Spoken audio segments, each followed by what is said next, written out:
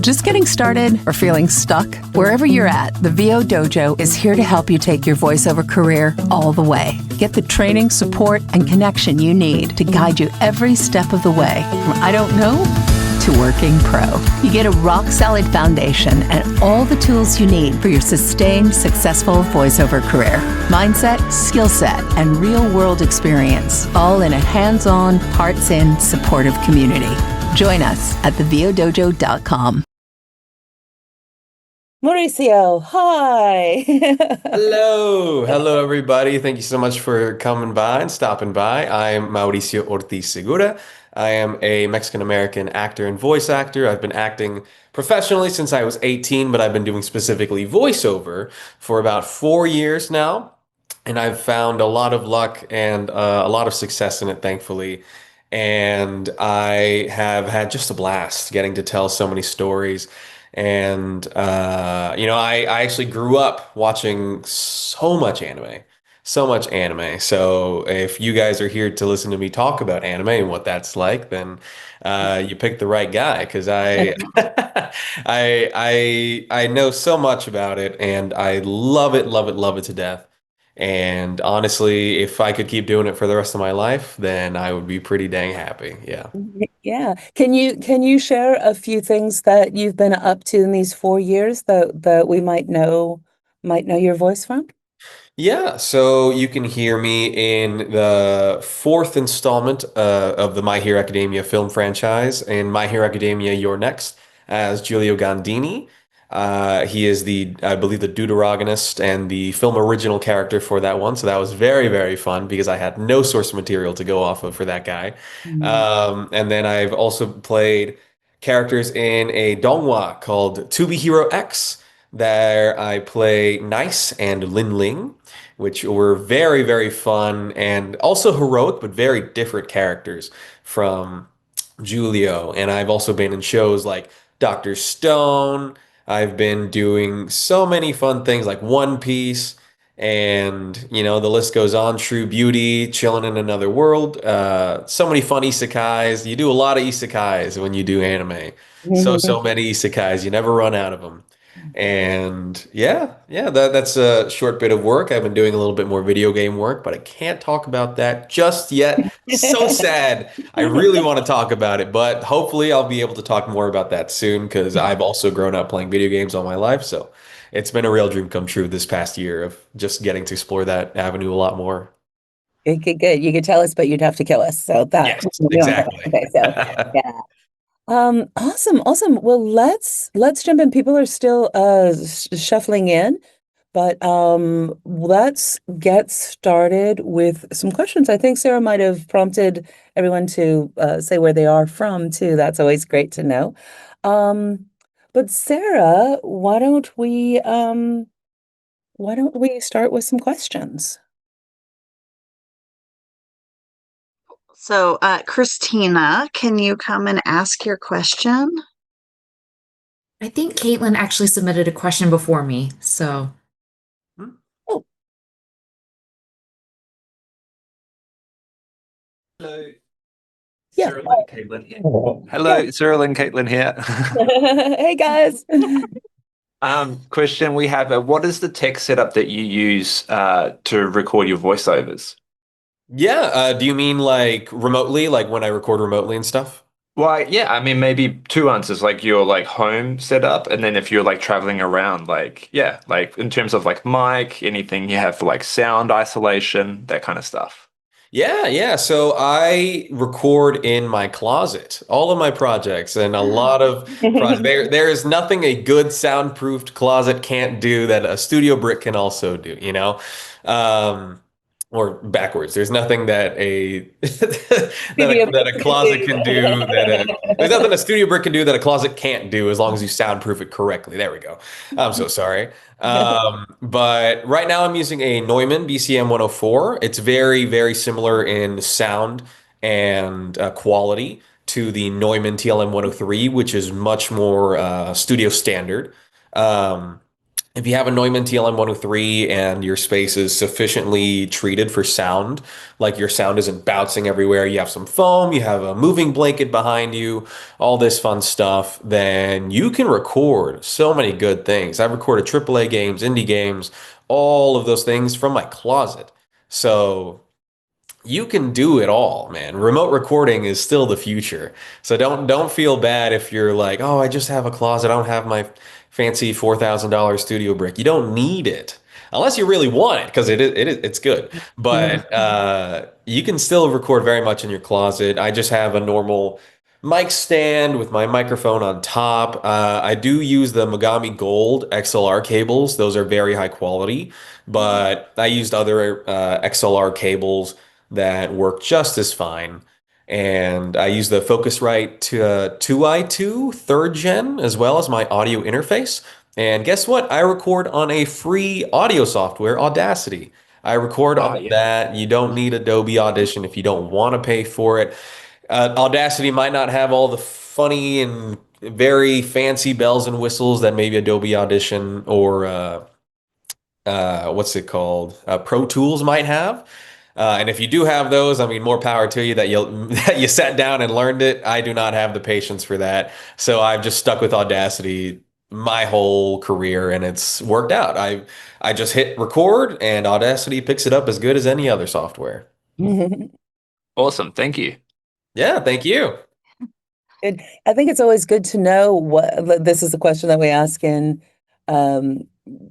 it's always good to know where people who are doing things are, are starting. It doesn't have to be fancy. Mm-hmm. Good. Yeah. Okay, Christina, you are up. Hi, Mauricio. Thank you so much for your time. I'm curious, how do you tailor your auditions? Because obviously you've done dubbing, you've done video games differently between those different genres. And then for someone who's like brand new to it, what are some critical elements that you think are necessary to train in terms of like, is it timing? Is it the emotional beats, lip syncing, other things? I'd like to hear your perspective on that.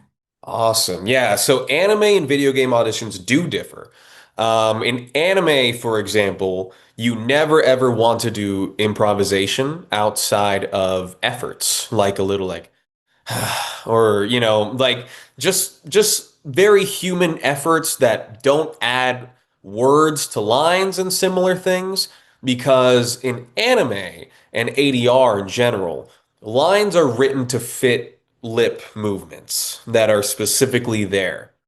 So if you start adding to that and it doesn't necessarily fit or it goes against the character, then a director can be very turned off from using you because you put improvisation in your audition. However, in video games, you have a little more freedom. I have improvised the heck out of so many auditions and I booked them because people liked the characterization that I added to the character. So improvisation in video games can be very good. However, you can still audition for a video game and just read the lines. I've booked roles just by reading the lines and adding nothing outside of effort, similar to an anime audition as well. But in anime, you very, very much want to limit improvisation outside of reading just the lines. Now, as for training different things, I feel like you don't really need to train very differently to tackle both of those auditions. I feel nowadays, especially, we are being asked to perform like film actors. That is a very big thing that has been sort of the change, is even in anime. In anime, it all used to be like the, yeah, I'm a pro tag, that like that sound is still there and it's very prevalent. But nowadays, they just want you to talk like this. Like, hey, I'm an anime guy. I'm in an anime. Because a lot of stories, even set in fantastical worlds, unless you're doing One Piece, which is just the craziest cartoon ever, you can do any voice and it would pretty much fit in the world. But a lot of stories like those slice of lives, the shoujos, those all want more grounded work. They want you to sound real because if you come in and you start sounding like, "Hey man, how's it going?" and it's like, "Okay, what are we doing right now? What kind of show is this?" You never want to break the immersion of the viewer. So, and of course, that also comes down to direction. Maybe the director wants a little bit of a goofier slice of life show, you know? You just have to also look for an anime, specifically the tone of the anime. I love to get that by reading the manga first, at least chapters 1 and 2, because usually that's very fast. Way faster than watching episode 1. I can get through 3 chapters of a manga before finishing 1 episode of the whole thing. Or just look at the trailer. Looking at the trailer is also how I get a good idea of what the characters in the sides will typically look like. Because in the sides for anime, and sides is just a term for, the character audition sheet. You will typically only get to read for the protagonist and maybe, if there's a lot of women in there because the protagonist has a harem because it's an isekai, then you're going to read for like all the girls, or you'll get to read for like 2 or 3 other women or men that are in there, or whatever type of character that is there. And so the trailer is a great way to get the idea of what the Japanese voice sounds like. And so if you get that idea, you can build off of that and you can either try to match it or take the similar tone and add sort of your own character flavor to it. Because I did that for my role in To Be Hero X, where I would hear the Chinese actor and he would go big and he would go like, but he was a little more controlled. I chose to go a little more zany with some of my takes, but it still fit the character because the animation still lent itself to the performance that I was giving. And so a lot of times in anime, even though you're not supposed to improvise in the auditions, you will have to like improvise on the spot because you don't get scripts or anything ahead of time. You're seeing everything for the very first time. Did that answer your question? That's great. Yeah. Yeah. Just finding the tone. At the dojo, we talk about in animation, finding the tone of the tune. Uh, yeah. The tips on how to prepare and the tips on like the manga, that's really good. Really good in. It's kind of expanding what we call corner to corner, right? That you get this, but I'm going to actually go beyond what's on the page to what else can I find out to inform. It's really good. Yeah, I felt reading the manga has really helped me out a lot too, because the anime, a lot of anime tend to leave out some things from the manga that might Right. not be picked up in the anime too. So it's a good second reference to see. Yeah. And then you can go to the source. You can go to the source and get your interpretation. That's kind of interesting way to look at it. Yeah. Oh, cool, cool. Who's next, Sarah? Next, we have Chloe. Chloe, are you able to come up and ask? Yeah. Hi. Yeah, so I just wanted to hear more about your experience of like breaking into the animation and video game industry. Specifically, like I didn't hear if you were local to LA or not, but I know that like local versus remote castings are like a thing. And sometimes I hear about how like a lot of anime is kind of locked to Dallas. So I'm kind of curious to hear about, what your experience has been like in those veins. Sorry, that's kind of vague. No, I understand what you're getting at. So, yeah, breaking into anime, I was able to break into it because I was a Dallas native. I lived in Dallas, Texas, and Texas is typically known as like sort of the mecca of anime. If you want to do so much anime, you'll get sick of it. You go to Texas, because there's not only anime work down here, but there's still commercial and similar things. But Crunchyroll is the big provider of the bulk of anime work down here. You also have places like Sentai Filmworks over at Houston. You also have Okratron 5000, which tend to handle more Dragon Ball related projects. But they've also been known to take some anime from Crunchyroll if there's some overflow, or just handle projects themselves. Studio Nano as well. Those guys are handling Detective Conan right now. I don't know when more episodes might come out, but yeah, there's a lot of anime that is being done down here, and there's plenty of anime to be done in Los Angeles. Los Angeles, I think, is getting a lot more anime work, specifically through studios like Bang Zoom. I think is it PCB? There are a lot of studios down here that are picking up more work as well. Dubbing Brothers is one of the studios as well. Um, so if you're in Los Angeles, there's still very much the opportunity to book anime. It's just that a lot of those studios are a little more closed off if you don't have an agent. So it might be a little harder. Bang Zoom does have their contest that they have at like AX and stuff like that, or Anime Frontier, where if you like come and do the public audition, they'll fly you out and they'll let you record at Bang Zoom for like Walla and stuff for a character. But yeah, for me, I was very lucky that I already was here in Texas. And so I took a bunch of classes with a bunch of directors, and I already had the foundation of acting itself down, which very much lent itself to voiceover.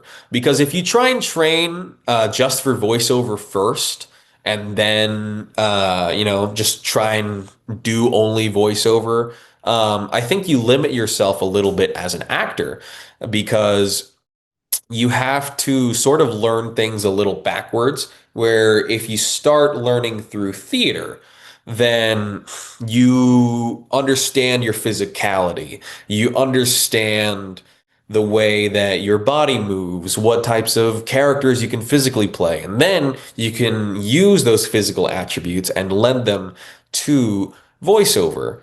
And as a result of that background, I also did film much more before I did voiceover. But because of those backgrounds, I think it helped me be a better voice actor right out the gate. It helped directors look at me favorably. And that's eventually what got me brought in. And it was the director who brought me in that gave me my first lead role in anime as well.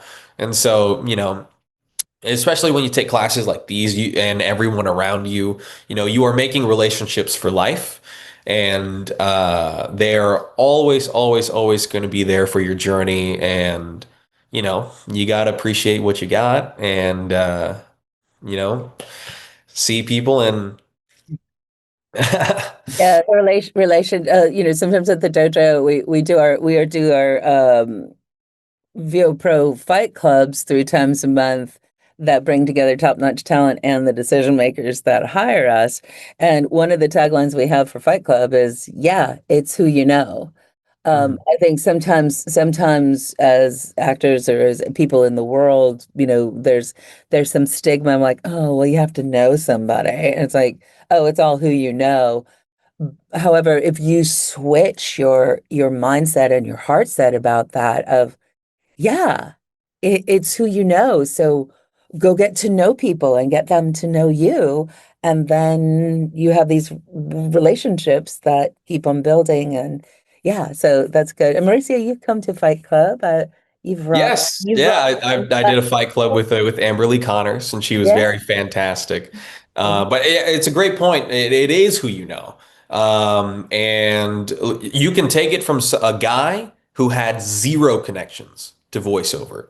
I knew nothing about voice acting. I knew nobody. I sought people out myself. I went to a mixer. I talked to more people. I learned, who do I talk to? And from there, I learned, who do I talk to now? Oh, who do I look at? Who can I talk to? Who's be open to taking feedback? Where can I get a demo reel done? All these fun things, and one connection leads to another, and eventually you put yourself in the position to succeed. And so build relationships, man, because you can't succeed in this industry without building relationships. Did that answer your question, Chloe? Yeah, no, I really appreciate how thorough you are. Okay. Thank you. I Awesome. got to get my butt out to Dallas. Hey, if you want to do anime, Dallas is the place to do it. Sorry, I don't want to. I was going to ask if you fly into LA for video game stuff. I do. But that's okay. I was going to ask how that works sometimes, but thank you. It's expensive. Don't take more of your time. I don't recommend it. It's so expensive. Yeah, who's next?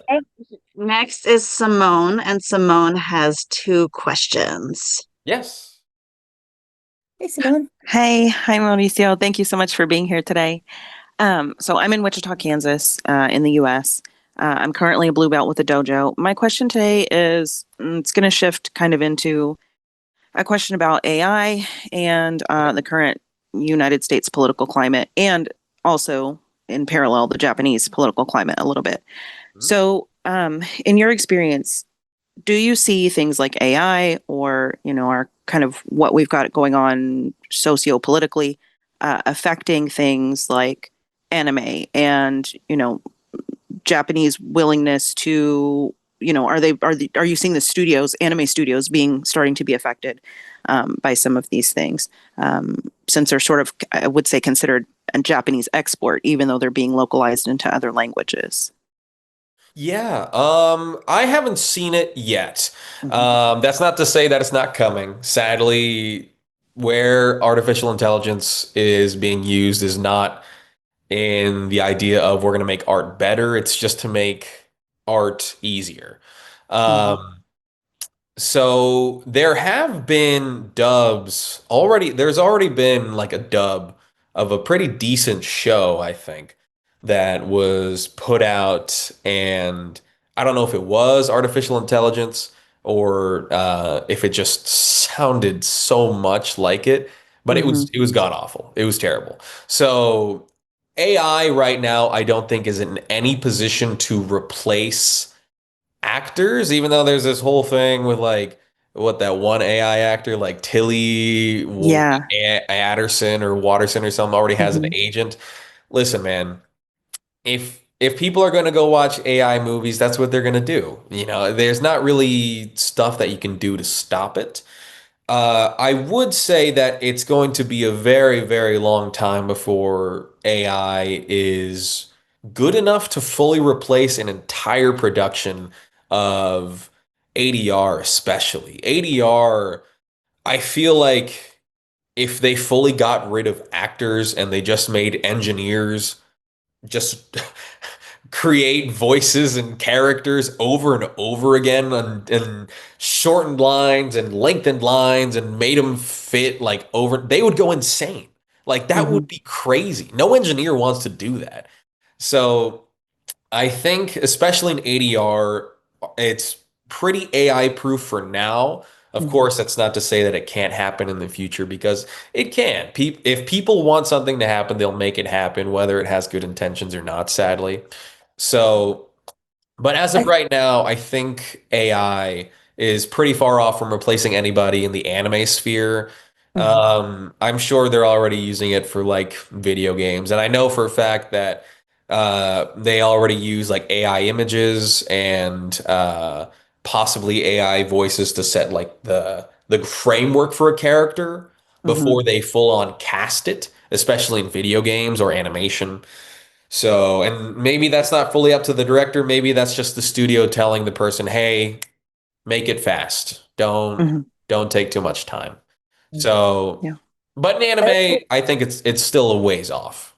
Yeah, I think anime, and I think one of the reasons that anime is taking off so hugely right now, I mean, it's been part of people's lives and people of all ages' lives, because anime really captures the human experience and goes to the human experience.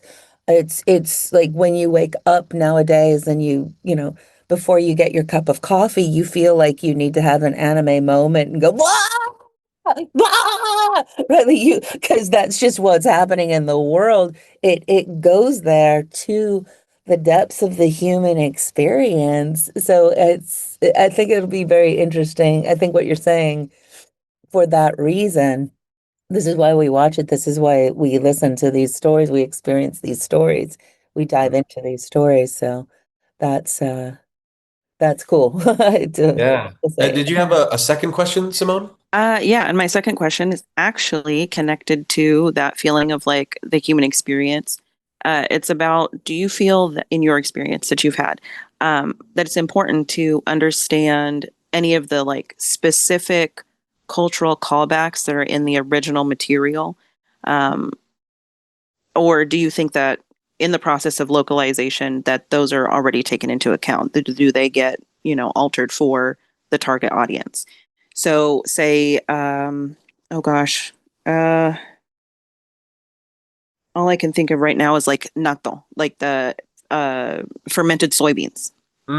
Like, Okay. that's, and that's not exactly exactly what I'm trying to say. That's not super specific. But like You say mean like are there like Japanese specific like colloquialisms that we can't exactly like translate into English and like yeah, is that taken into account? or something that would be like just it's like it feels like an intrinsic part of the culture to anyone that's grown up in it.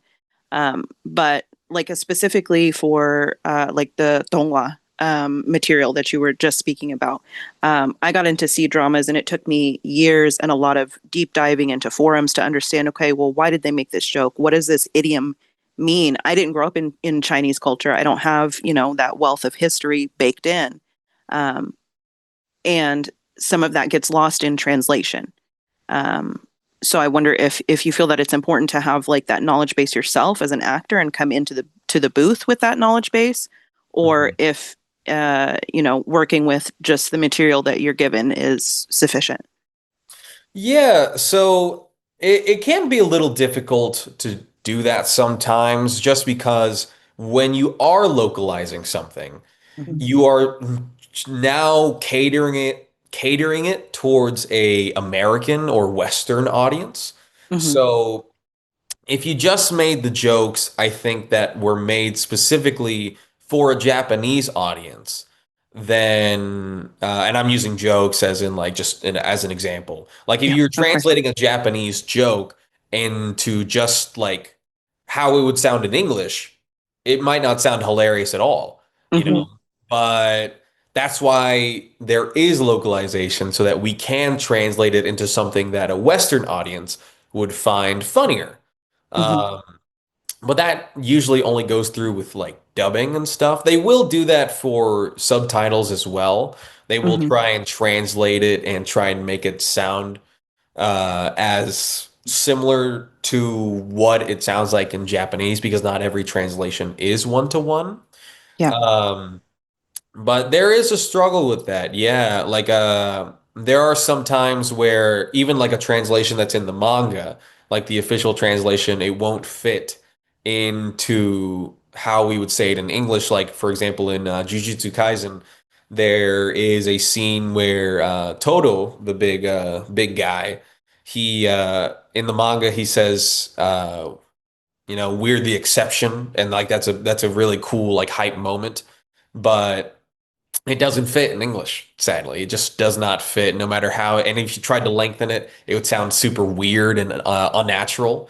And so, in order to avoid that, they add words to it. And he says, because we sorcerers are the exception. And, it still tries to get that same feeling across.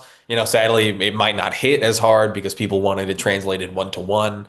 But I think for me as an actor, I try not to think about, I guess, too much. It is important to understand where the source material is from and such. You always want to treat it with respect, especially, I don't think I've had this yet to where I have to deal with something that is like super Chinese specific or hyper like Japanese specific. And it's like untranslatable or unlocalizable, and you just have to like do it like but I think like in places like Blue Lock where you can see like natto, they will just say like oh, this natto is great, because an American could still eat natto, no problem. And if you don't know what it is, you look it up. But I guess for me, I try not I not that I try to, but I just don't really think about it as heavily, I suppose. But if a director brings it up and then I'm like, okay, so this is a moment to be taken like super seriously. This is a moment that I should show a lot of respect. Then that's what I do because the director is also there. Then the director will usually understand the source material better than I will because they are getting information directly from the producers over there as well. They are getting like giant like books, and sometimes they don't even translate them for them. They have to translate them themselves. So yeah, there's so much that goes into localizing that makes it so much harder to do it. But if there are moments where we have to be super respectful to the culture that it comes from, then we absolutely will be. You should never, just ignore someone else's culture just for the sake of convenience, I feel. Gotcha. Okay. Awesome. Beautiful Thank you so much. Yeah, thank you. Beautiful question and really thorough answer, Mauricio. Thank you. Yeah. What other questions do we have, Sarah? Next up, we have Terry. Terry, you able to come and ask your question? Yes, I am. Thank you. Hey, Tish. Hey, Dojo. What's up, y'all? Mauricio, great answers, man. Like really in-depth stuff. Thanks. Thank you. So my question is this. So when you get an audition in your inbox, whether it be an animation or a video game, you actually have the artwork, which is like, yay. How much do you take that artwork style into consideration when you decide this character's voice and like affects? Do you typically, like if you get a shadowy looking character, do you typically go with a dark voice, or do you try to go against the grain and give it something different to stand out? That's a good question, man. See, that's the thing. That's the thing about video games is you get a lot of freedom to choose. It's hard. There's not typically a wrong choice, right? That's the hard part is you don't know the right choice unless you know who's casting for it and you've directly spoken to this person and you're like, what are your preferences? For example, I just booked a project where I asked this casting director and I was like, how do you feel about improvisation? And they're like, I love it. I think it's great. So what did I do when I got a project I thought that they would be attached to? I improvised the hell out of it. I added like efforts. I tried to be funnier. I even added sentences to my lines and I booked it. And sometimes that's just how it works. When it comes to like shadowy characters, it is harder because sometimes maybe that shadowy character is meant to be like comedic. So it would be funnier if they were just like, "Hey man, it's me. I'm like the devil," you know? And it's like it's just kind of funnier because he just has like a normal voice, but sometimes he will be like you know, like super evil sounding or something, but he'll still be like a normal guy, he just sounds like that. With that, you just kind of have to trust your instincts and trust your acting skills. If you can act the hell out of a voice, you might just convince the director that's listening to it to bring you on because you're like, dang, maybe the voice wasn't exactly what I had in mind, but they not only surprised me, but I thought their acting was so good with it that I think I could just rewrite this whole character to base around this voice. And that has happened. That has happened numerous times where someone has come in with a completely different idea because casting directors will tell you they don't know what they want. They're just putting us like a baseline down of like tone and range, and you go in with those specific requirements in mind, but you do a voice that is completely left field and it still works, then it works. You know, no one will call you crazy if the voice you picked works. So feel free to go crazy. Feel free to play around, man. Playing around with auditions is like the most fun part of auditions because I think someone told me that they heard this from someone else. But a lot of times in auditions, it is if you don't book it, then it's the only time you'll ever get to be and play as that character. So enjoy the time and play around and try and make the character work for you. You know, it's easier for the character to work for you than to make yourself work for the character, you know? Ooh, that's poignant. It's a great way to look at it. Yeah. Thank you. Awesome. Yeah. Thank you, Terry.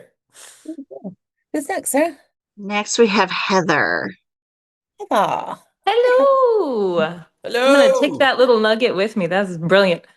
Thank you so much for being here. My question today is, I'm just wondering, in your experience with the anime world and anime voiceover, if you're noticing, because it's getting so popular now, if you're noticing any change in the budget or the pay rates.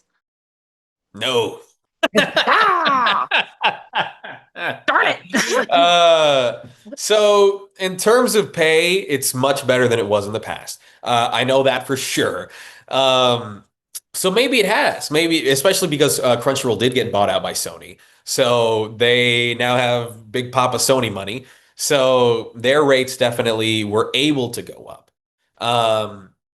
But as for production value, I feel like it's pretty much, I think with Crunchyroll especially, I think there is a lot more production value. So I take my answer back. The answer is yes. The production quality has changed very much. There are a lot more directors in the studio. There's a lot more engineers. There's a lot more staff. And that helps everybody get more anime out more quickly, which is exactly what Crunchyroll's whole MO is, which is to bulk out a bunch of things, dubs for all sorts of genres because they don't know what people are watching. Or they know what things are popular. They're not stupid. They know that the next shonen is gonna they're gonna advertise that to hell. You can see that when Kaiju number 8 was coming out, they're advertising that like crazy. Blue Lock got a whole advertisement, I think, at Anime Expo. You're seeing anime like Dr. Stone, like there was an advertisement for it in New York and in Times Square. Like the production value for anime has definitely gone up because someone pointed out that it is not necessarily that anime is mainstream, but it is definitely hyper visible, similar to how rap was in the early 2000s or the 90s, where people know what anime is, but do they mess with it? Not everybody messes with anime necessarily. So it is definitely hyper visible, not quite mainstream just yet. I know the CEO for Crunchyroll just did say it was mainstream. And, and maybe it is. Maybe it is. Because Demon Slayer has like 500 million at the box office, and they're talking about putting 100% tariff on foreign films, which is bonkers. So, times are changing and people are starting to recognize the value and the stories that people want to see. They are within anime. So they are definitely, I think there are definitely more people investing in it. So absolutely, there has been a change. Are the rates amazing? No. You can never make a living just off of anime, unless you're directing as well. That is very important. You will never be able to live off of just anime. As cool as it would be to. But we are the second language option in the English dub. So we are not paid the same, like in Japan. Those voice actors are paid similar to how you would be paid for an animation here. Because they are the prelay animation over there. They get paid a lot more because they are the original actors. And we are the second language option, and we might put in the same amount of effort, but at the end of the day, we are going off of someone else's performance as well. And so, does that warrant us getting paid the rates that we get paid? I don't know. That's up to production and stuff. But I don't think anyone would argue against wanting a little more money. What other kinds of voiceover do you do, Mauricio, or do you have other ways that you complement and supplement? Because you're rocking it in anime, but do you do other kinds of voiceover? Or I think also, like we were just at the LA Comic-Con and in the Aqaba station, where it was. Do you complement and supplement your acting income with signings and doing cons and stuff like that? Yes. How do you diversify your voiceover portfolio? Yes. Or actually performing, because you're an on-camera and theater actor as well, right? Yes. So, yeah. Yeah, so in order to make it in acting, you have to do a little bit of everything. Anime is awesome. Anime is almost like the dessert, I feel, of voiceover, where it's like, it's awesome. It's so fun to go in and do it every time. It'll never it's not healthy to rely on it too much. So what do? You do audiobooks. I've done audiobooks. Audiobooks are very lengthy, but they will supplement and give you a lot more income and just voiceover. Video games also, if you're doing anime and video games, immediately your income just, with video games, it like doubled. But video games also don't pay residuals. So yes. The rates are better and you might get a character that you're doing a bunch of sessions, but you're not getting, in the same way that you're not getting anime money from doing the dub, you're not getting video game money from like as much money Yeah. as the video game makes, you're getting a relatively small ratio of that. Yeah. Yeah, once that video game and anime money's gone, there's no way to get it back unless you do signings and conventions, which I have been lucky enough to be invited to a few. And I've been lucky enough that people have come by and wanted to take pictures with me and get my autograph and such. Um, those sorts of things, the signings typically happen once you book a character that is notable that people can remember. For me, it was the My Hero Academia film. Once you're in like My Hero Academia, people will be like, "Oh," like they'll perk their ears up. And especially because my character was one of the main focuses of the film, it really allowed itself to be the character. It was latched onto a lot by fans. And a lot of people have come up to me and told me that they really loved him, and that's the sort of thing that can get you going and supplement your income as well. But I've also done commercials and industrials, and industrials is literally just like a commercial, but it'll never see the light of day. And yeah, e-learning as well. You do like little videos that are animated by e-learning companies that they like sell to like schools and stuff like that. And yeah, I use like pay to play website like Backstage. Backstage has helped me a lot through my career. It's where I got my start in a lot of places. Um, yeah, so definitely do a little bit of everything if you can, or else you are going to have a tough time Yeah. I going like full time. I think it's always good because people love anime so much. Like, oh, I would like to do that forever. It's like, great if you have a sugar daddy or mama. Terrific. Yeah. Now, can you speak to when you do start getting characters, you need to have there are representatives like con agents, right? Do they come after you or do you approach them like, hey, I think how does that work? Getting a convention agent. And is that the right word? Is that what they're called? Yeah, a convention agent. They're absolutely agents. They handle all of the talking and all of the everything for you. Uh, so it depends. If you book a character that is instantly recognized, I know friends that they booked a character and immediately Sam Frischman from CESD reached out to them. And like that. It was a day later. And I've been reached out to by convention agents as well. And I've also submitted myself to convention agents. And, it's all just sort of luck. It's also who you know.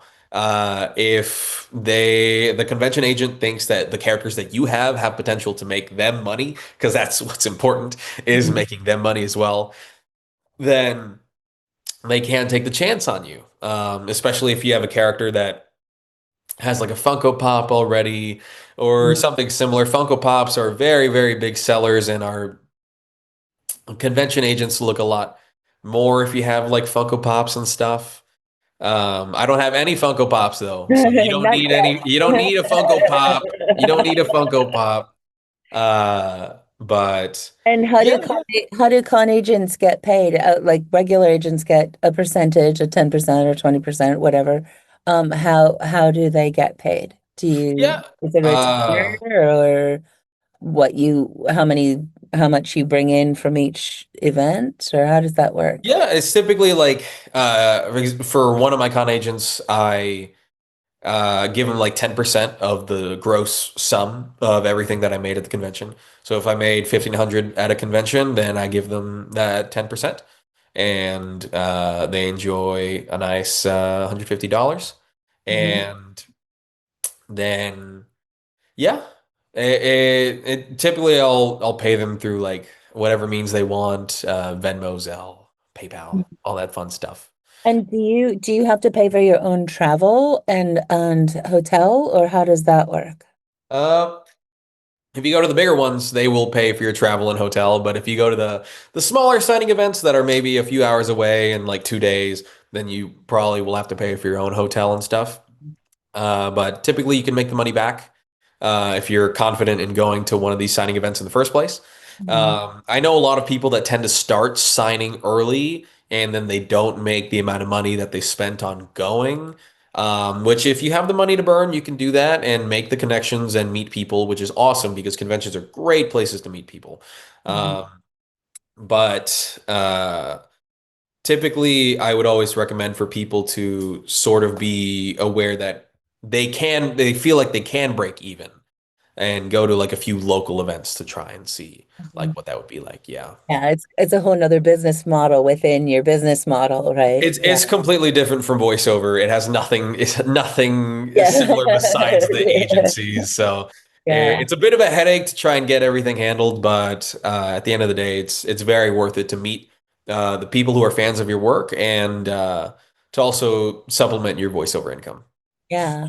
Sarah, why don't we stop for a second and take a picture and talk about how we can stay in touch with Mauricio and what's going on at the dojo, and then we'll finish up. And Mauricio, we usually go definitely to the top of the hour, and then if we have more questions, we sometimes do a little extended dance mix. Do you have a couple of more minutes after 11, or we can? Yeah, I can answer as many questions as y'all need.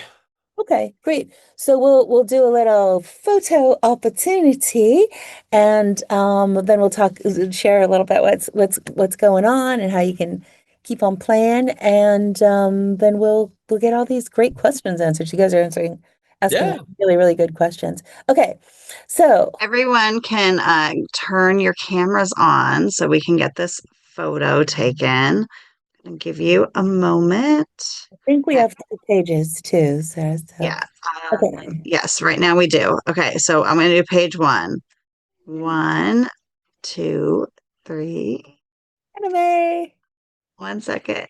Oh my God, of course, my computer does not want to take this photo for us. Okay, let me try again. 1, 2, 3. Yay. And still, wait. Okay, now it's ready. Okay. There we go. We got that one. Okay, page 2. And hold on. Okay, 1, 2, 3. There we go. Okay, cool. All right. We have the picture documented. This has actually occurred. I can be a lot more concise in my answers too, so we can get more questions answered. It's all good. Good. Your answers have been delicious. They've been wonderful. So Mauricio, how can people stay in touch with you, and how can people stay in touch with you? I am Ortiz-Segura on basically all social media, Instagram, TikTok, Twitter. I decided to be a lot more streamlined so that people they can just put that into any social media and find me. Yeah. And if you want to keep in touch that way, absolutely. You can follow me on there. YouTube. I think I do have a YouTube. Yeah. No, LinkedIn. Oh, LinkedIn. Yeah, I think I should be on LinkedIn. I don't have social media other than that. Oh, well then, for sure hit me up on LinkedIn. It should be just Mauricio Ortiz-Segura, just my government name. So you can just look me up on there. Yeah. Cool. And Sarah, you want to share what we have going on here? So first of all, we do this the first Wednesday of every month. And this is Ask the Sensei, so we have a different guest. So you can kind of put it on your calendar. If you can't make it, I know it's kind of in the middle of like work days sometimes, but if you can't make it, you can always listen to it as a replay, like as a podcast or something like that. And then on the 3rd Wednesday of the month, we do another free event called Get to Know VO, which we focus on a topic of interest. And this month, on October 15th, we have Sebastian Croteau joining us again. He's our October guest because he is a maestro of extreme voices and creature sounds. So I don't know. I feel like I keep on getting these auditions of like, do it in gibberish, and and so it's a fun. He's absolutely brilliant, and if you have any interest, and sometimes when we're doing video games, when we're doing anime, we need to take our vocal instrument to the extremes, and we need to know how to do it safely. And this is what Sebastian is brilliant genius at. Let's see, what else is going on, Sarah? You want to take it from We here? have a very exciting event happening on Monday, October 13th. We are doing an Anime 101 class. And we have director Brittany Cox, who is going to come, and she's going to direct 4 Dojo alums that are currently working in anime. So you guys can see what it looks like from the inside out. And then 2 audience members are also going to get up on the virtual stage and get to work with Brittany. And it's only $27 to come. It's a one-time class. So I hope you all are able to make it. I'm putting the link in here. We also have 2 more of our intro class, the Get to Know VO Launchpad and Workouts class. We've got a September class coming up. You should do voiceover. Oh, sorry. Yes, you should do voiceover. I'm looking at the wrong thing. You should do voiceover, workouts, and launch pads. It's our intro class, and kind of intro not only just to voiceover in general, but also to the dojo and the style that we teach in. And we have an October Saturday class and a November Monday class.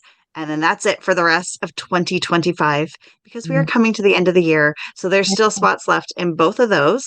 And then we've got a couple of our VO Pro Fight Clubs coming up in October. We have Brooks coming for video games, and we have Cliff Zellman coming for automotive, and all of those links are in the chat. So I hope you guys can join us for one or all of these events that we have coming up. And you can always go to our website, www.thevodojo.com, and go to upcoming events. These things are always on there. Cool. I think there's always something. I had a lovely moment at 𝗨𝗃 at the Comic-Con. Darius came up, Darius Johnson came up. He was signing, and someone said, "Oh, Tish is here." And he said, "I have to go thank her. I have to go thank her." So he came running up at the end, and he was like, "I just wanted to let you know how much the things that you do for free have meant to me, like these things that we're all here on now." He said, "I was able to get started when I didn't have anything to get started on, and you created this place that opened the whole world up to me, and now I'm here signing." I was like, "Thanks, man, that's awesome." So we're gonna see if we can get him for us, the sensei, too, just that story. But you're in the right place here. And the cool thing about the dojo is we really are here with and for you, no matter where you are on your journey in life. If you have no money, come to these things. If you have lots of money, let's go and make some more. But we're here for you. This is a place for you to be and learn and find some place to anchor and create some consistency, continuity, connection, and community. So thank you for being here. And Thank you. yeah. And let's we'll look forward to seeing you on those things. And if you have any questions about anything, you can get on we have people on our team that are called Pathfinders, Anderson Stinson III and Melina Bielefeld, who's so you can get on their calendars if you have more questions about what we're doing here and stuff like that. So, okay, now back to our questions. Who's next, Sarah? Anthony, are you still here and able to ask your question? Yes. Hi, Anthony. Hey, I am still here. Can you hear me okay? Yeah, sounds good. Okay, great. Thanks. So I have a question about vocal technique when it comes to dubbing in anime, because I noticed that a lot of anime dubs, it's a lot of yelling and screaming and high energy. It is that full range of human expression. And so I was just wondering if you had any insight, because I'm also a theater actor as well, and doing 8 shows a week, I worry about blowing out my voice doing something like anime. But I would love to be doing that. So I guess what is your advice on doing those kinds of things in a healthy, productive way? Yeah, Thank you so much. so Yeah, of course. So yelling is sadly always going to damage your throat. There's just no way around it. There's no perfect way around it, I should say. There are definitely techniques and ways to minimize the damage so that you can scream for longer. Um, for example, one thing that they do in the military is the way that those drill sergeants yell at their military people all day is they focus on pushing down their diaphragm and then go like huh, huh, huh, like straight, like pushing air out so that it isn't all coming from the throat. Because when it's all coming from the throat, you tire your throat out a lot more. And regardless, you are going to, hurt yourself a little bit to get the job done. I know at episode 4 of 𝗂𝗵𝗺𝗃, I did the most yelling I've ever done in my career, and it was like big yelling, and so that one was a hard session. But I came in with that throat tea and keeping especially warm water and avoiding cold water because cold water and ice they will constrict your vocal cords. And so if you're a big ice water drinker, I'm sorry. If you try water without ice for a little bit, you'll hate yourself, but then you'll get over it, and then it's just water. But definitely like warm water and warming up beforehand. I do I do like lip trills to help activate a lot of like different ranges of my throat. Um, you do tongue twisters to avoid getting like stuck on your words a lot, especially when you're reading, especially because you are sight reading.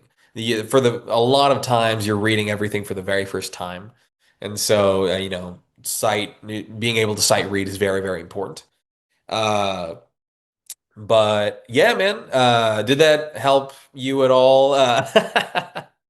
Yeah, that definitely helps a lot. Thank you so much. I appreciate that. So it sounds like just being, really healthy like you would with any other thing. Just warm Yeah, up, Yeah. yeah, nice being tea. super Yeah. healthy, having the nice teas, and there is they call it like the secret sauce. It's like ninjan. But it does help. It does very much help because it helps like relieve the throat, but it does have menthol in it, and menthol works very similarly to ice and cold water, where it constricts your vocal cords. So while it might soothe your throat and help you, I guess, push through and yell for a little longer, it's not a cure. So you will still be damaged by the end of it. And for days where you're like, even like just doing theater, and especially if you're doing a very like bombastic role where you're very physical and maybe you're screaming a ton, what you should do, and what a lot of professional actors do that aren't just voice actors, like Bryan Cranston, for example, you might know him Breaking Bad, Walter White, he was told by I forget the term for a vocal doctor, but ENT. a what? ENT, ear, An nose, ENT, yes, yes, thank you. An ENT will tell you that taking vocal rest days are super duper important. I try my best to do as many to do vocal rest for a long time, and that literally means not talking. You don't talk at all. You don't talk to anyone. You don't talk to your mom when she calls you. You text everybody. You get a little notepad. You sign it. You put it up to people's faces what you want, and you just deal with it for the day. And then the next day, your voice will definitely be closer to 100%, especially if you were yelling a lot the day before. So those are some of the things that I do to keep me acting for as long as possible without developing like polyps in my throat or something like that, because that stuff will put you out of business for 6 months. Like Yeah. it's bad. It's If your bad. voice isn't working, you're not working. That's what we say here. Guys, it's exactly 11 o'clock. So if you need to roll, thank you so much for being here. Come back next Wednesday, or come back next month. Come back on the 15th. Just come back. And thank you for being here. Tell your friends. If you have, and then there will be a replay that goes out to everyone who's registered, so you can catch the last part. And then we've got a couple more questions, so I think we'll go like another 15 minutes. If you can hang out, that'll be great. And if not, we'll see you in the next time. Thanks for being here. Yeah. And hopefully I can get to some of your questions if you have to run. Even late. Yeah, if they're in here, we'll try and get them answered too. So who's next, Sarah? Steph T, are you still here? Yes, I'm here. Hi. Hi. Hey, Tish. Hey, Mauricio. I've been an actor for the last 10 years, doing voiceover for half that time, and I got my start at the dojo. So thank you, Tish, for hosting these. So my question is, with anime becoming more popular, do you think it's going to start leaning union versus non-union? Ooh, that's a good question. I don't think Crunchyroll's ever going to go union. I just don't think they ever are. They are very anti-union. There was an attempt by, I believe it was Kyle McCarley back in the day when he was voicing Mob in Mob Psycho 100. And he tried to get the project to go union and did not work out for him. And he was replaced in the role, sadly, I believe, by Jason Liebrecht. And that's that, you know. So there's not been another attempt to try and flip Crunchyroll union. I think it would be very, very difficult to try to without getting like a ton of, especially veterans that have been working for Funimation and Crunchyroll before, to all say, you know, to all go on a strike essentially. And I think that would be it would be interesting to see, but it would certainly be very hard. But there are union animes that are happening, absolutely. There are already plenty of union anime. Are they the things that always get the most visibility? Not always, but I believe Demon Slayer is union. I believe a lot of things that Bang Zoom does do is union. And so, or else they wouldn't be able to get a guy like Channing Tatum on their cast list. I was just gonna say there's I was just thinking that are starting to get in, and yeah, especially because a lot more celebrities are like Michael B. Jordan and Channing Tatum. They've said that they've loved anime for a while. They watch it with their kids, so there's a good chance that they might try and get into anime just because they're fans. And if it's a union project, they can hop on no problem because they are union actors. And it's especially important because you can't be an on-camera actor in those big movies without being union. So. Well, and then you start. So I think this is a really interesting, because you just laid out how it has gone, right? People have said union, and Crunchyroll's like, yeah, baby, we're in Texas. This is a right to work state. We're not doing our program. However, it is an interesting question, and it'll be interesting to see how it unfolds, because with Sony having money, with it becoming a giant revenue stream, and union actors, if union actors are on that job, that has to be a union job, right? Yeah. So it'll be interesting to see how it unfolds. Yeah, that or they are FICOR, where that's true, right? They can work union and is the other non-union. way. Yeah. Yeah. If you see someone who worked on a union project and then you see them work on something that is anime, that was probably non-union. But that's just voiceover, though. You can't do that if you're on camera. But I see what you're saying. The talent could, the voiceover only talent could be FICOR as well. Yeah. Anyway, interesting questions to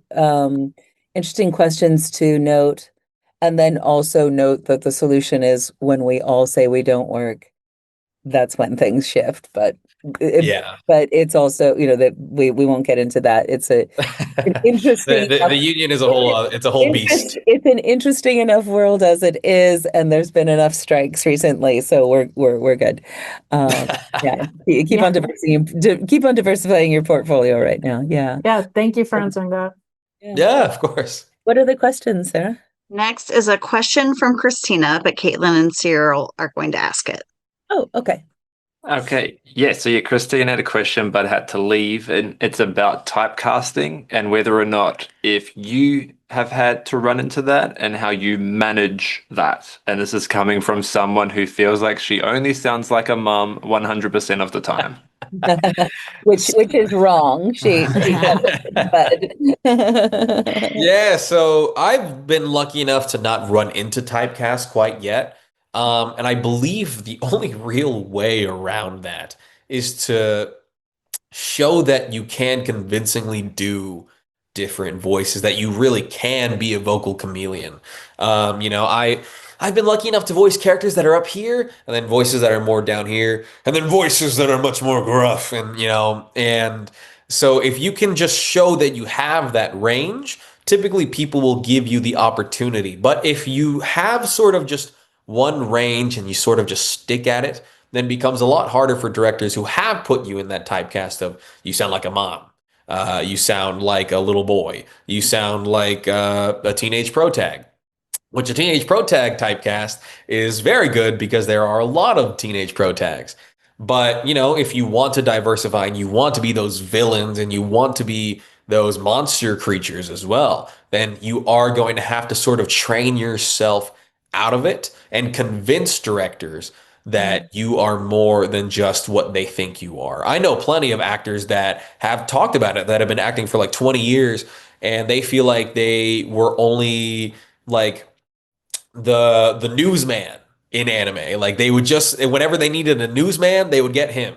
Or he would do like a fun little like character that's like sort of a robot, but that's all they would do, And it wasn't until recently where they finally got like sort of a more shonen character where they were like, oh, finally, but you have to sort of just show people that you do have that range, because if you sound the same or if you sound like super similar in a lot of your different voices, they're probably still only going to cast you for that one thing. So just train your way out of it if you can. Go with a vocal coach. See if they can't help you break out of that rut or that idea that you are only this one character, and see if you can't practice. And maybe go look at the types of characters that you want to voice, hear how they sound, and practice that voice for like an hour at a time every day until you finally get it, and stuff like that. Awesome. Thank you. Don't pigeonhole yourself. I think that's the first thing. Don't pigeonhole yourself. If you think, oh, I only sound like a mom. I'm like, oh, okay, yeah.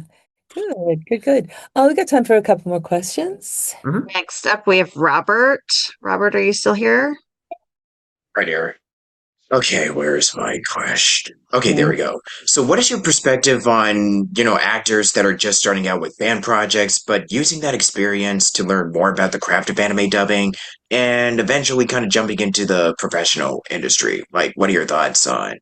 Because I know it's kind of like, I don't want to say it's more of like a question that is like, oh, we shouldn't talk about fan projects, but it's more like, there's been some discussions and talks about it, like on Twitter and social media and whatnot, but I just kind of wanted to know from your perspective, like, do you think it's nice to have that, to at least get that as a practice, or should you just completely it's a no-go, just stay completely far away from them as much as possible? Like, I just want to know from your perspective. Yeah, so fan projects and like fan dubs of like anime, I'm assuming, the first thing I was fan projects, period, Yeah, the first thing I ever was cast for was a fan project. I never saw the light of day, but most of them don't. But there are plenty of professional anime actors that work in anime right this second that have done fan dubbing. Like they've done it 100%, and whether they got in trouble for it or not, it all varies kind of down to luck, depending on what fan project you were on. But it is good practice in a way, because you are training yourself to match lip movement and giving yourself the ability to almost play and create your own type of practice. Doing fan projects sort of privately is good, but the more public you make your fan project, or the more publicly involved you are in a fan project, especially if you try and pivot into anime dubbing later on, I have heard that some companies don't really like having people that were attached to technically pirated content. So, it's sort of just something that people tend to stay away from these days. It is good practice if you do it, maybe do it under an alias so that like no one finds out, I guess. Or if they do find out, they were like, oh my gosh, that's crazy. But you're already like super successful, so it doesn't matter. but it's good practice, man. I think there is merit to it. I wouldn't say write it off completely, but I guess definitely be careful about which fan projects you're choosing to be a part of, because you never know which one might get in trouble. Good questions. But it's always good to have the caveats, because that seems like, oh, well, I love this. They're doing it. I love it. But how does it impact? How does it impact the bigger questions, the future considerations? Yeah, like there was a Team 4-Star. They were the ones who dubbed all of a lot of Dragon Ball Z, and 𝗨𝗃𝗄𝗏. They did like Yu-Gi-Oh! Abridged and stuff, and those things were hilarious. But they did get in trouble for doing it, sadly. And a lot of those actors did work for Funimation and are working for Crunchyroll right now that were involved in that. But a lot of them also don't do voiceover anymore. So, and whether that's because they just want to avoid it or because of anything else, who knows? But it worked out for some, that's for sure. Yeah. Sarah, do we have other questions? Yeah. We do. Yes. Next up is Evan, if Evan is still here. I am still here. Awesome. Okay. So, 𝗏𝗏, my question is, where does the stereotype of anime fans prefer subs over English dub come from? And does that at all affect the how English dubbing is approached? Yeah, so there's like the idea of like sort of this anime purist idea, where something can't be good if it's not in its original language. I don't think that's true. I am a big supporter of English dubs. I grew up watching English dubs because that's what reached a lot of Western audiences. How many people would have watched the Dragon Ball Z, or how many people would have watched Bleach or Fairy Tail or My Hero if it didn't have an English dub to begin with? A lot of those came with English dubs as soon as they hit the Western markets, and that helped a lot because people treated those like cartoons. They didn't treat them like a Japanese property or anime specifically. They just treated it like as if it was a Western cartoon as well, because it had an English dub. And I think that's where the idea comes from, where people just prefer to listen to the original performances, because a lot of the times the original performances are fantastic. And if an English dub performance can match it or surpass it even, cool. But a lot of people who are, I guess, sub-elitists is what they would call themselves, they just prefer the Japanese language. For people who say that in like an English dub can't be good, like it's sort of like a opinion in my opinion. And if you used to be that person, that's fine. I see Rachel in the chat. But for me as well, I used to watch everything in subtitles. But then I watched a little more dubs, and I grew to appreciate them, because a lot of times they can uplift a show that maybe was just a little in the middle.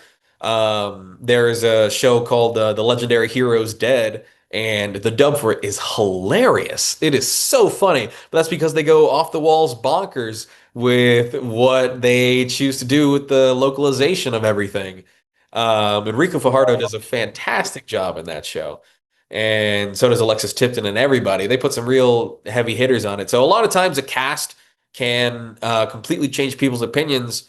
I remember I was seeing like 𝗏𝗏𝗏 and stuff recently. A lot of people were like, oh my gosh, the dub for this is amazing. I'm like, I hate to break this to you guys, but a lot of dubs are amazing. You're just not watching them, And so a lot of dubs are on the caliber of a lot of the shonen dubs that you see. It's just that people don't always check them out, so they prefer the sub. And there's not much you can do unless you really you sit someone who only watches sub down and you show them a good dub episode, and maybe it changes their mind, maybe it doesn't. It all just comes down to preference at the end of the day, and there's no right or wrong answer. If you prefer subs, prefer subs. You prefer dubs, prefer dubs. There you have it. And there you have it. Yeah. Sarah, who's next? Okay, we have 4 more questions, and the next one is Ben. Ben, are you here? You've got some good questions. Yeah, hey Dojo friends. Hey Mauricio. I was Hey. curious, for those of us who are auditioning or getting started in auditioning and haven't booked yet, what did you do to ensure that your auditions became competitive or were competitive, like at the beginning? Ooh. Well, if I knew someone else was doing the same audition, I would ask Or them for Ben? Oh, no, feedback. no, no, Yeah. that's not right. No, no, no, no, sorry. No. But I would tend to get feedback from someone that I trusted on an audition, like maybe a coach that I'm seeing or see regularly, maybe a director that I know sees these auditions on the daily. I'd be like, hey, what do you think? And they could tell me, yeah, it's good, but maybe change this and this, or maybe you're doing this that sounds too similar to what somebody else could do. It's really weird because to make yourself competitive in anime, I suppose, it just depends on the genre of the anime that you're auditioning for. Are you in Los Angeles? Mm-hmm. Yeah, in Los Angeles especially is super competitive for anime, you know? So in order to stay competitive out there, I would just look at people that are booking, people that have booked maybe the roles that you are more interested in, and see what they did, how they sound, and see if what you did was similar enough. And if it was similar, maybe in acting and tone, then it might be like, well, they knew that person more, so they wanted to go with them. Because a lot of times it does come down to how many times have I worked with this person, and am I willing to give someone I've never worked with a chance? So it becomes a little harder that way because it does have a sort of luck element to it. But in order to keep yourself competitive, I would just say send your auditions to someone that you trust, someone that you know maybe books a lot of anime, or someone that coaches or directs a lot of anime that you are friends with. If you have someone that is in that sort of anime circle, and ask them for their opinions. And if they say it's competitive and you send it off and you don't book it, then you just got to keep doing that over and over again until somebody finally gives you that dang chance. Yeah. Because that's how it was for me too, Okay. where I was just trying and trying and trying to break those doors down until somebody finally let me in. And it really does suck to feel like you have to wait for someone to open that door, and it's just like closed and there's nothing you can do about it because there's no handle on your side, you know? Yeah. No, that's So amazing. Thank you. yeah, of And then course. if I can sneak in the part 2 that I had, Yeah. for those of us trying to catch up on all the subgenres of anime, can you recommend like a couple things to watch that might help represent each subgenre so we understand the style that's different among the subgenres? Yeah, so for shonen anime, Dragon Ball Z is great. Dragon Ball Z, One Piece, Naruto, Bleach. Those are like the big 4 of shonen anime, and shonen is geared towards young boys, young men. It literally, I think it means like young boy. And so, and then shoujo, which is for young girls. Uh, Fruits Basket. Fruits Basket, I think is a really good one. The Fragrant Flower Blooms with Dignity is a fantastic shoujo. I love it to death. If you need me to repeat any of these names, I know they're long. Fruits Basket is funny, yeah. What else for shoujo? I haven't seen too many shoujo, I will say. My Dress Up Darling is a fantastic little show. It's a little more lewd, but it is a fantastic comedy. Can't recommend it enough, and I'm not saying that because I'm in the dub. But there's isekais as well. ReZero is a fantastic isekai. Solo Leveling counts as an isekai sort of ish.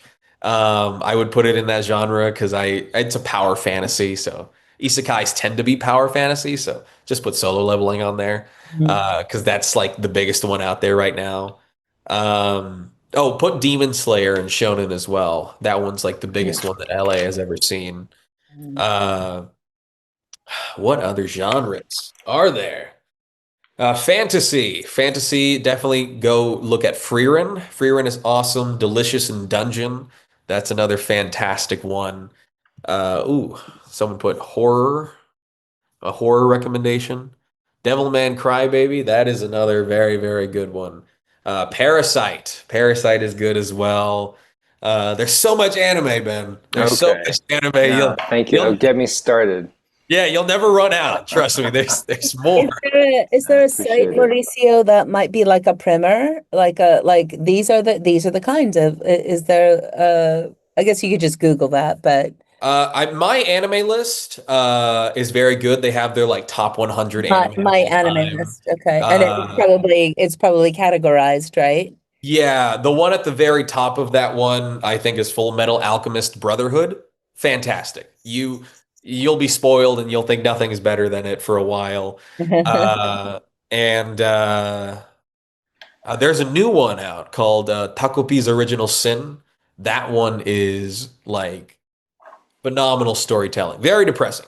Only watch it if you're in a good headspace. But yeah, I hope those are some good recommendations. Yeah. No, thank really you. good question, Ben. I appreciate that. Yeah. Because sometimes we get the opportunity and we're like, I don't know what this is. Right. Yeah. Because if you haven't done it, but it comes across your and watching it will help you better understand how to audition for it because you learn the tropes, you learn what types of characters do things because you will see those same characters pop up in so many different shows. So many characters are so similar to each other that eventually you're going to audition the same for so many. And whether you book them or not just comes down to is the director feeling you or not. Yeah. Awesome. Thank you. Yeah, thank you.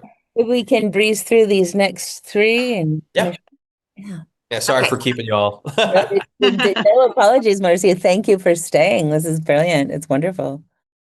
Okay, the next one is from Simone, but I'm going to ask it for them. From dubbing to release, how long until you get to hear yourself in the finished product? And is it the same every time or different?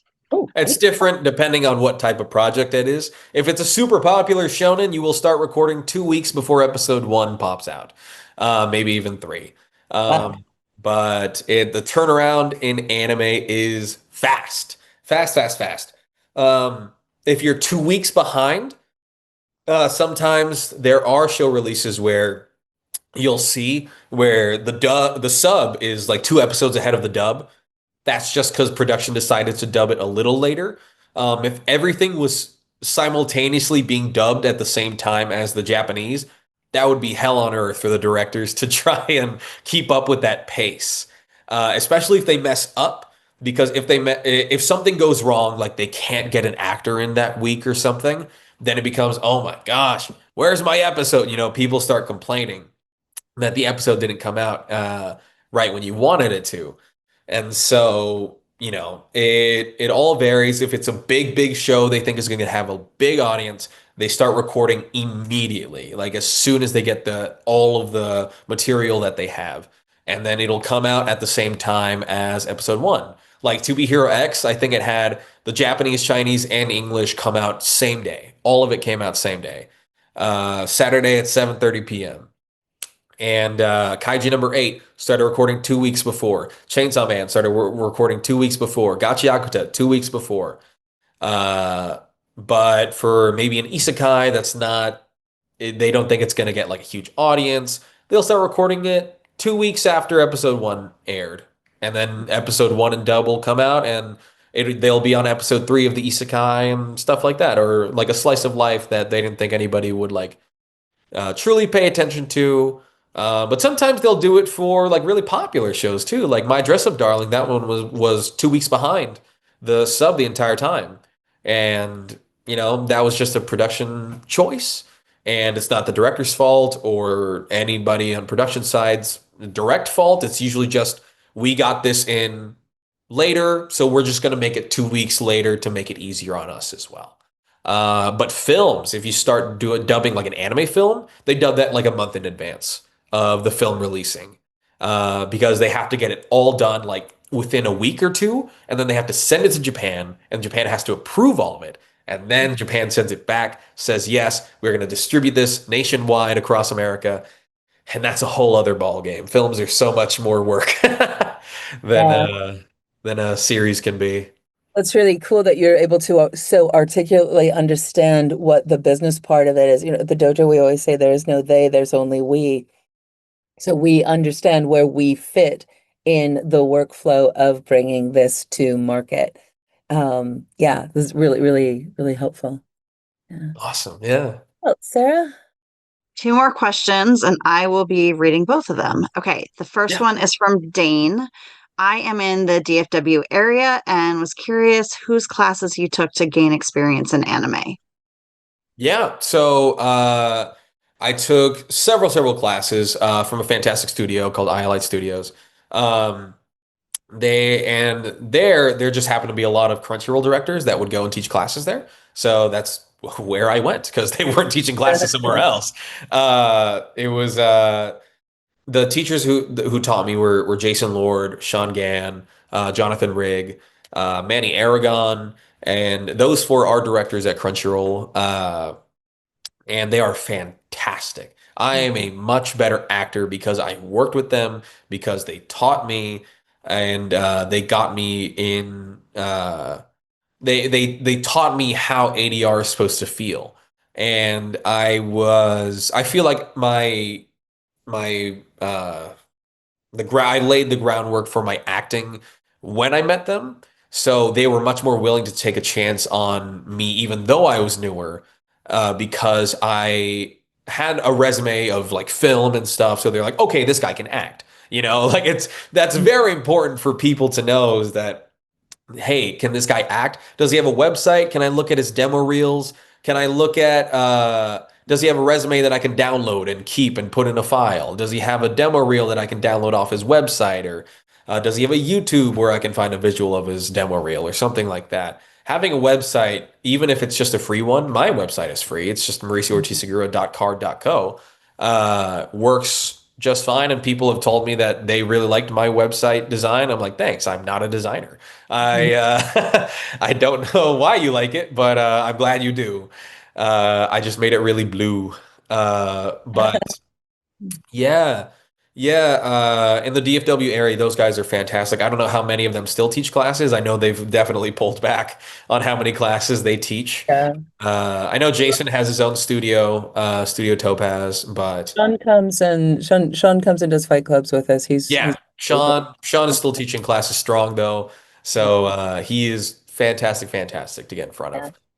He's still teaching me to this day. I had a session last week with him, and he already taught me something new, and I was like, oh my gosh, bro. Yeah, I love that Sean has a huge Shakespeare background, which I think is absolutely brilliant. And he still does it. He does the directing, and then he goes and does like a play for 4 weeks straight. And I'm like, oh my gosh, dude, how do you do it? How do you do it? He's a beast. I think the idea of the Anime 101 class that we're doing on the 13th is to just go like, boom, what is it? What is it like? How does it feel? So getting a chance to see the BTS and what things are we taking into consideration? So yeah. Okay, one last question, yes? Okay. Yes. Okay, this is Rachel's question. Do you have a bucket list anime or video games that you'd absolutely love to be in? And for Rachel, it's Sailor Moon if there's a 3rd reboot. A 3rd reboot of Sailor Moon. That would be crazy. I would want to be in that. I would want to be Tuxedo Mask. But bucket list anime. I mean, Dragon Ball's obviously there. One of them was One Piece. And I got to be in One Piece, so I put that off the bucket list. I was like, wow. And I was especially surprised that guy kept coming back in the manga, and I was like, yes, yes, more work. But Dragon Ball is definitely on that bucket list. If I could work on anything Dragon Ball, that would be so cool, anime wise, because I grew up watching Dragon Ball. Like that thing was my whole childhood. And so that's how I made friends at the lunch table, was I was talking about Dragon Ball, and one guy perked his ears up and he's like, "You talking about Dragon Ball?" I was like, "I am." But Dragon Ball is definitely my anime bucket list. I would love to be a part of anything Dragon Ball.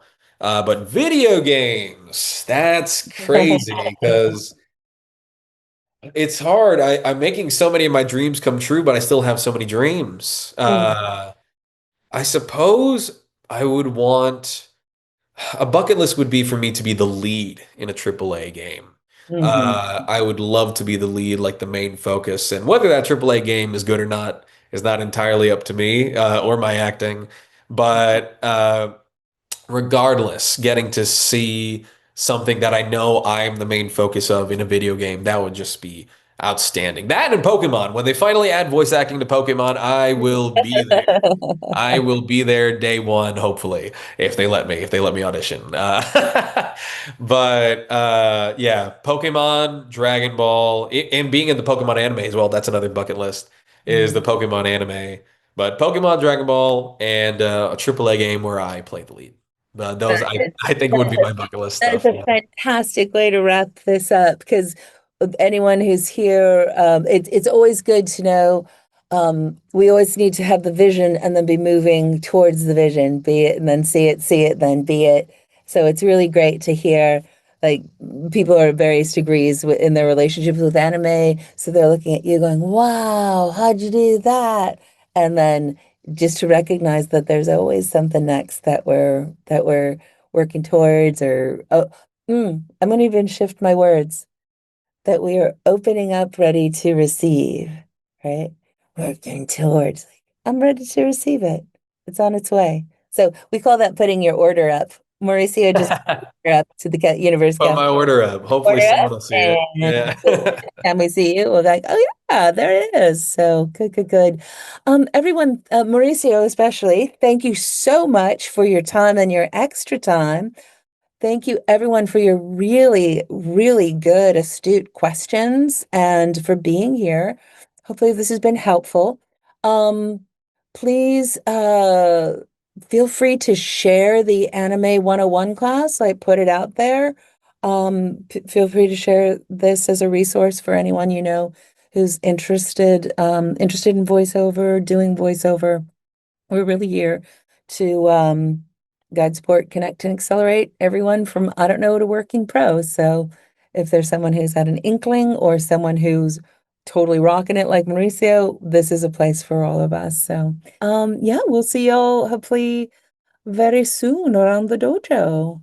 Thanks, Mauricio. Yeah, thank you so much, guys. Have a great rest of your day. Bye. Bye.